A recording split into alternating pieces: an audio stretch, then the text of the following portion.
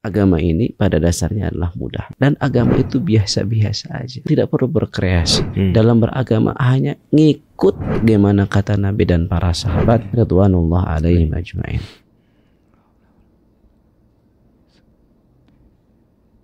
Innal hamdalillah nahmaduhu wa nasta'inuhu wa nastaghfiruh wa na'udzu billahi min syururi anfusina min sayyiati a'malina. Man yahdihillahu fala mudilla lahu wa man yudlil fala hadiya lahu. Asyhadu an la ilaha illallah wahdahu la syarika lahu wa asyhadu anna Muhammadan abduhu wa rasuluh.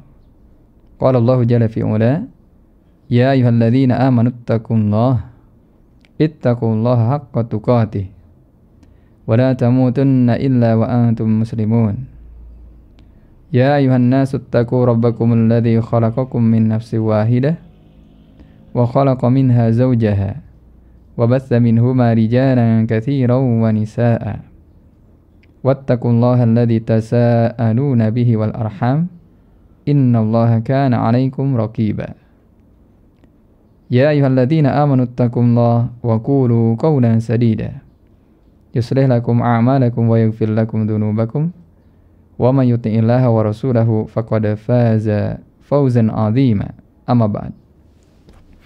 Alhamdulillah para pemirsa BIS TV dimanapun Anda berada, yang semoga saya dan jamaah sekalian senantiasa mendapatkan rahmat, keberkahan, ampunan, serta taufik dari Allah Tabaraka wa Ta'ala di bulan yang penuh berkah ini.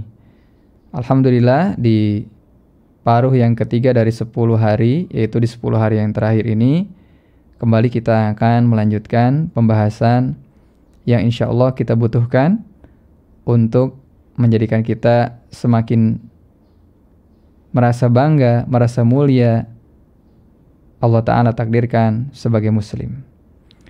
Yaitu sebuah pembahasan yang sangat penting dan sangat indah yang diangkat dari makalah yang ditulis oleh Syekh Abdul Razak bin Abdul Muhsin Al-Abbad hafidhahullah ta'ala, yaitu terkait tentang keindahan agama Islam, ya, tentang kemudahan agama Islam, yang mana seorang akan semakin mencintai agama ini dan mengagungkan tatkala dia melihat dengan basirah, dengan ilmu dan keyakinan, bukan hanya sekedar mengamalkan agama ini berdasarkan perasaan dan kebiasaan orang banyak.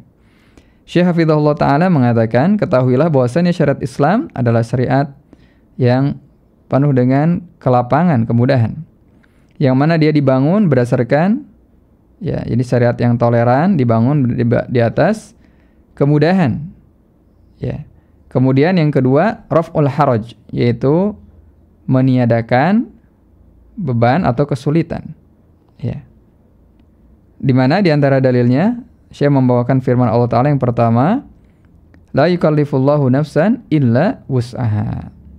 Sungguhnya Allah Tabaraka wa Ta'ala tidak pernah, ya, membebani satu jiwa kecuali dengan sesuai kesanggupannya. Kemudian yang kedua, Syekh membawakan firman Allah Tabaraka wa Ta'ala, yuridullahu bikumul yusra wa la yuridu bikumul usra. Allah Tabaraka wa Ta'ala menghendaki bagi kalian kemudahan, dan Allah tidak pernah menghendaki kesulitan bagi kalian. Kemudian yang ketiga, yang semakin memperjelas akan kemudahan agama Islam ini, Allah Ta'ala berfirman dalam surat Al-Qamar ayat 17. Walaqad yassarnal Qur'ana lidzikri fahal mim muddakir. Sungguh kami telah memudahkan Al-Quran ini untuk diambil pelajaran. Maka apakah ada orang yang mau mengambil pelajaran? Ini adalah terkait dengan Al-Quran yang menjadi sumber dan landasan kita di dalam beragama. Al-Qur'annya dijadikan memiliki kemudahan. Maka otomatis, ya, apa yang menjadi turunannya, yaitu berbagai amalan-amalan, keyakinan, dan ucapan yang dibangun di atas Al-Quran pun tentunya dibangun di atas kemudahan. Kemudian Syekh menegaskan, menyimpulkan, maka agama Islam itu adalah mudah. Mudah dalam apanya? Mudah dalam akidahnya. Kemudian mudah di dalam hukum-hukumnya. Kemudian mudah di dalam berbagai perintah-perintah dan berbagai larangannya. Maka berbagai akidah yang ada di dalam agama ini, as-sahul aqaid, adalah akidah yang paling sahih, paling benar. paling jujur, dan paling bermanfaat. Yaitu paling menjauhkan manusia dari berbagai hal-hal yang justru akan merusak kelurusan akal dan fitrahnya. Sementara akidah-akidah agama lain menjadikan seorang takut kepada sesuatu selain Allah. Takut kepada matahari, takut kepada api, takut kepada tokoh-tokoh fiktif, takut kepada Krishna, ya Nyi Roro Kidul, atau yang lain-lainnya, atau bahkan takut kepada sapi, ya sehingga menghinakan diri kepada sapi. Ini adalah akidah yang tidak bermanfaat, ya yang jelas-jelas merusak hati dan akan menyebabkan seorang terjebak dalam kerusakan akal dan fitrah. Kemudian bagaimana dengan akhlaknya? Akhlak Islam ini ahmadul akhlak, yaitu akhlak yang paling terpuji, akhlak yang paling indah, dan akhlak yang paling baik.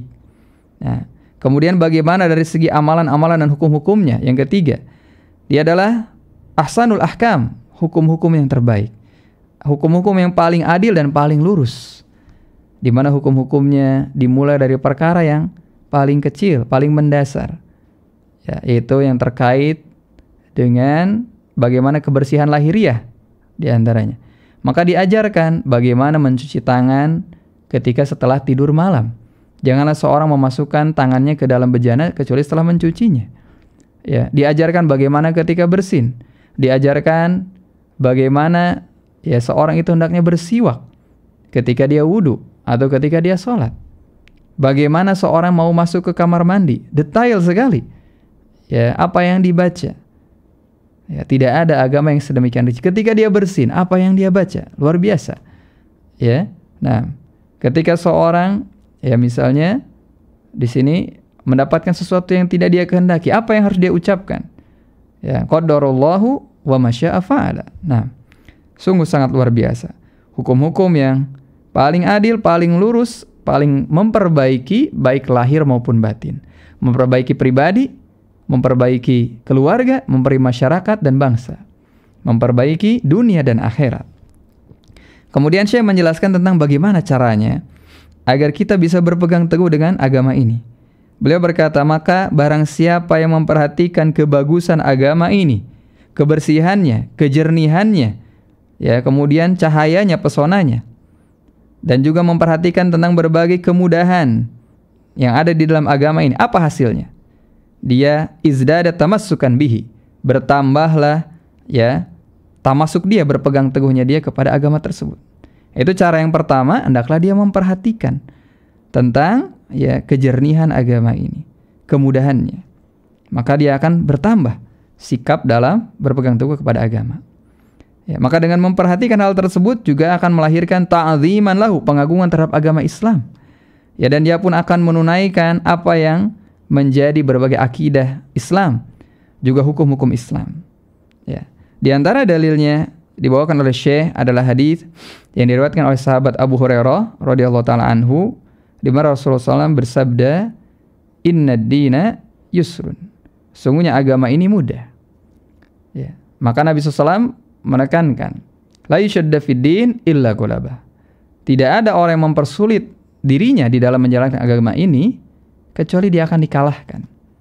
Jadi dikalahkan oleh dirinya sendiri yang bersikap keras, dengan sikap keras yang sama sekali tidak pernah diajarkan dan dituntunkan oleh Nabi SAW.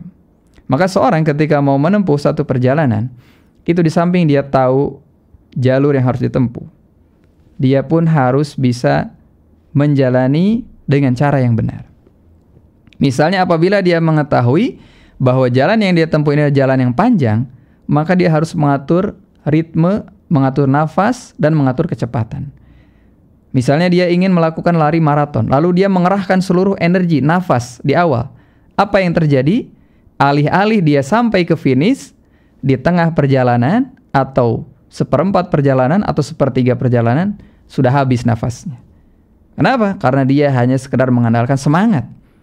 Demikian pula jalan Islam ini harus ditempuh berdasarkan ilmu, bukan hanya mengandalkan semangat. Ya, tidak hanya mengandalkan semangat belaka, tapi semangat itu harus ditopang dengan ilmu. Baik. Kemudian di sini ya beliau Syekh Abdul Razak menjelaskan apa maksud bahwa agama ini mudah, yaitu agama ini mudah di dalam akidahnya, di dalam akhlaknya, di dalam amal-amalannya, juga di dalam perbuatan-perbuatan yang harus dikerjakan seorang hamba, dan di dalam perkara-perkara yang harus ditinggalkan oleh seorang hamba. Maka saya menekankan bahwa akidah Islam itu kembali kepada iman kepada Allah, kepada malaikat, kepada kitab-kitab, kepada rasul-rasul utusan Allah, kepada hari akhir, dan juga kepada beriman kepada takdir yang baik maupun yang buruk. Maka semua ini adalah akidah yang benar. Yang mana apa hasilnya? Dengan seorang berpegang pada akidah ini, ya, tatmain laha al-qulub, maka nanti hatinya akan merasa tenang. Maka orang yang beriman kepada takdir, tatkala dia mendapatkan suatu kenikmatan, dia tidak akan terlalu bergembira. Karena memang seorang jangan berlebihan di dalam mengekspresikan kegembiraannya. Wala tafrahu bima atakum. Sebaliknya, wala tahzanu bima fatakum. Janganlah dia terlalu bersedih dengan sesuatu yang luput darinya. Tapi itu sudah menjadi takdir Allah. Maka dia mengatakan, qadarallahu wa ma syaa fa'ala. Allah telah menakdirkan, dan Dia Allah Maha memperbuat apa yang Dia kehendaki. Maka akidah ini akan melahirkan ketenangan. Maka tidak ada ceritanya para sahabat dahulu butuh pergi untuk konsultasi kejiwaan seperti itu. Kecuali kadang-kadang saja, misalnya dia merasakan ada sesuatu yang mengganggu di dalam sholat, maka mereka mendatangi kepada Nabi Shallallahu Alaihi Wasallam, atau mereka mendapati lintasan hati yang sungguh sangat berat sekali untuk diutarakan. Maka Nabi bertanya, apakah kamu benar-benar telah mendapatkannya? Jika demikian, maka kamu telah mendapatkan sorihul iman, ketegasan iman. Itu tatkala terlintas sesuatu yang mungkar tetapi langsung diingkari. Dia tahu itu adalah kebatilan.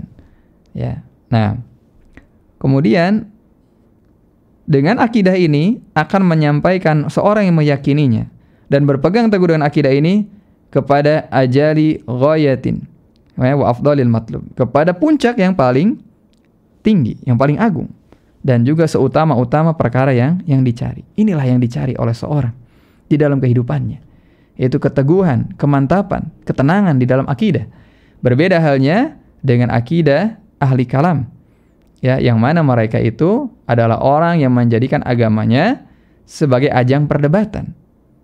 Maka akidah mereka senantiasa bergonta-ganti seiring dengan banyaknya perdebatan yang mereka lakukan. Nah ini, adapun ahli sunnah adalah orang yang paling tenang dengan akidahnya. Maka akidah ahli sunnah di zaman Rasulullah SAW, di masa ini dan akan datang adalah tetap sama. Maka pernah ada seorang ahli kalam, dia bertanya kepada seorang awam dari ahli sunnah, apakah kamu merasa tenang dengan akidahmu? Maka si orang awam dari ahli sunnah itu menjawab, iya. Maka si ahli kalam ini menangis. Demi Allah, saya tidak pernah merasa tenang dengan akidah saya walau sehari pun. Bagaimana dia bisa merasa tenang dengan akidahnya? Akidah dia dibangun berdasarkan perkataan fulan dan fulan, menurut teori fulan dan fulan, menurut teori Aristoteles, menurut teori Socrates dan sebagainya. Apabila akidah dibangun berdasarkan ara, yaitu logika dan pemikiran manusia, pastilah akan banyak terjadi tanakud, akan banyak terjadi kontradiksi. Berbeda halnya jika akidah tersebut diambil dari Al-Quran, yang tidak ada perselisihan, tidak ada tanakud di dalamnya. Walau kana min indi ghairillah lawajadu fihi ikhtilafan katsira. Seandainya Al-Quran itu berasal dari sisi selain Allah, tentulah akan didapati banyaknya perselisihan. Tetapi karena Al-Quran itu bersumber dari zat yang maha benar, dia adalah Al-Quran yang tidak didatangi dengan kebatilan baik dari berbagai arahnya, maka seorang yang berpegang teguh dengannya, dia akan memegang akidah yang penuh dengan kemantapan, bersih, jauh dari segala bentuk tanakud dan kontradiksi. Berbeda apabila akidahnya dibangun berdasarkan akidah fulan, pasti akan sangat banyak sekali kontradiksi, pertentangan. Kemudian di sini saya mengatakan terkait dengan akhlak Islam. Akhlak Islam dan amal-amal Islam akmalul akhlak. adalah akhlak yang paling sempurna. Wa aslahul a'mal, dan amalan-amalan yang paling soleh. Ya, maka apa faidahnya seorang merealisasikan akhlak ini? Maka dengan mewujudkan semua ini akan baik agama. Demikian juga akhirat, ya, akan menjadi baik maslahat akhirat seseorang. Berbeda halnya jika ya luput hal-hal ini, maka akan luputlah seluruh kebaikan. Nah, maka semua ini adalah perkara yang mudah, perkara yang gampang. Ya, di mana setiap orang yang mendapatkan taklif, yaitu setiap muslim yang telah balik dan berakal, dia melihat dirinya mampu untuk mengerjakan berbagai syariat Islam ini. Nggak ada yang berat. Yang ini, apa yang Allah perintahkan saya bisa. Yang ini saya bisa. Ya, maka dia tidak melihat sesuatu yang mustahil untuk dikerjakan. Maka semuanya ini ya la tasyukku alaihi, ya, tidak akan memberatkan padanya. Nah, kemudian kembali saya berbicara sedikit tentang berbagai akidah yang sahih dan juga yang mudah, di mana akidah ini akan taqabbalahal uqul as-salimah, diterima oleh setiap akal yang sehat. Setiap orang yang memiliki akal fikiran yang jernih, yaitu akal yang jauh dari kontradiksi. Nah, yaitu akal yang memiliki berbagai ketegasan, jauh dari kegoncangan, akal yang selamat akan menerimanya. Demikian pula setiap orang yang memiliki fitrah yang lurus akan mudah menerima akidah ini. Kemudian saya berbicara, poin yang berikutnya itu tentang berbagai kewajiban Islam. Ashalu syai' adalah berbagai kewajiban yang paling mudah, ya, taib, yang ada pada berbagai kewajiban yang Allah telah tetapkan. Maka apabila seorang memperhatikan syariat Islam ini dibandingkan dengan syariat umat terdahulu, misalnya dalam masalah jihad. Di dalam syariat umat terdahulu tidak boleh lari menghadapi musuh walaupun jumlah musuh adalah 10 kali lipat. Berbeda dengan syariat Islam yang wajib dihadapi hanya jumlah musuh 2 kali lipat. Kemudian dalam syariat terdahulu, setelah seorang melakukan peperangan lalu mendapatkan ghanimah, ghanimahnya tidak boleh diambil. Ghanimahnya harus dikumpulkan di satu tempat, di satu padang, lalu nanti akan datang api yang menyambar untuk menghanguskan ghanimah tersebut. Sudah capek-capek, musuhnya jumlahnya banyak, ya. Kemudian musuhnya juga kuat-kuat, besar-besar, ya. Ghanimahnya tidak boleh diambil. Berbeda halnya dengan umat Islam ini, ya, di mana dia dibolehkan untuk mengambil harta rampasan perang setelah dia, ya, berperang dengan musuh. Ya. Kemudian berikutnya saya mulai merinci berbagai syariat Islam yang lainnya setelah saya berbicara tentang akidah, kemudian akhlak Islam secara umum, dan juga berbicara tentang ya berbagai kewajiban. Maka di antara berbagai kewajiban tersebut di antaranya adalah sholat 5 waktu. Maka sesungguhnya dia tatakarrar kulla yaum. Dia adalah suatu kewajiban yang berulang setiap hari. Nah, karena diulang-ulang jadinya mudah. Ya, berbeda dengan sebagian syariat yang jarang diulang. Misalnya kita baca satu doa. Doa itu hanya dibaca di momen tertentu, setahun sekali, ya. Atau misalnya dibacanya dia jarang-jarang, padahal dia butuh untuk sering melakukan. Misalnya doa istikharah. Dia cuma baca itu ketika mau menentukan pilihan sekolah, pilihan jodoh, pilihan kerja. Tapi jarang dibaca. Akhirnya malah jadi lupa, ya. Tapi sholat ini sering dibaca, jadi pasti ingat. 5 kali, ya, dalam 5 waktu. Yang itu munasibah lah, dan itu adalah cocok dan relevan. Ya, cocok dan relevan. Taib. Jadi tidak memberatkan. Kemudian Allah Tabaraka wa Ta'ala yang maha lembut, yang maha mengetahui, ya, tentang kemudahannya, maka Allah Ta'ala mewajibkannya untuk melaksanakan berjamaah, ya. Dan di mana di sana manusia berkumpul untuk mengerjakan sholat tersebut. Maka dengan berkumpul dikerjakan bersama-sama jadi mudah, ya. Maka berkumpul di dalam ibadah sholat ini adalah termasuk perkara yang akan mendatangkan, memberikan semangat. Yang sholat bukan saya saja.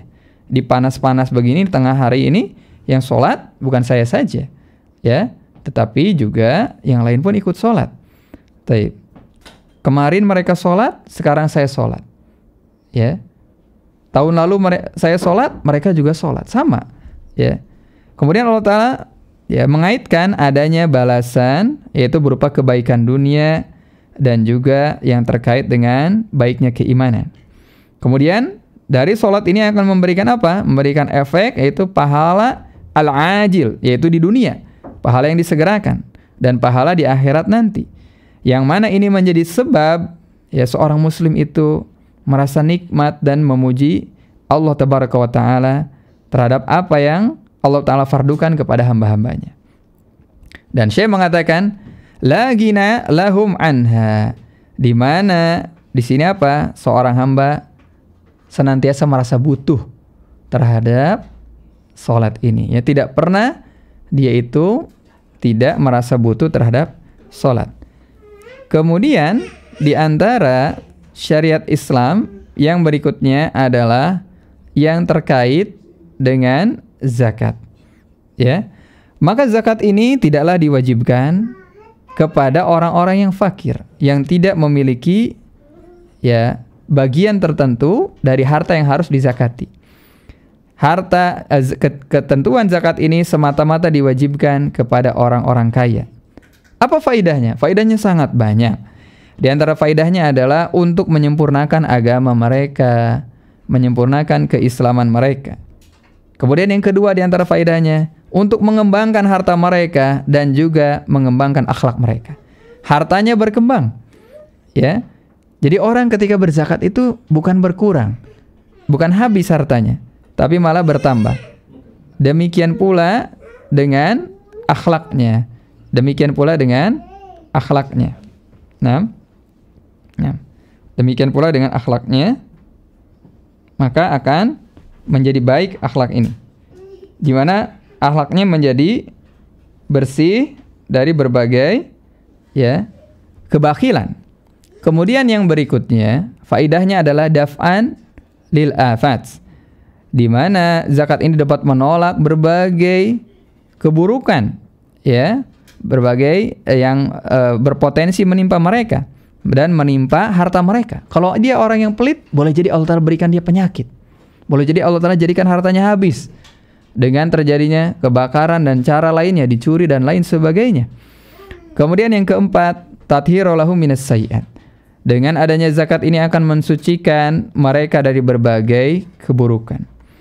Kemudian yang kelima, ini adalah akan memberikan kelapangan bagi orang-orang yang membutuhkan, ya, bagi orang-orang yang membutuhkan dan bagi orang-orang fakir. Kemudian yang keenam, di antara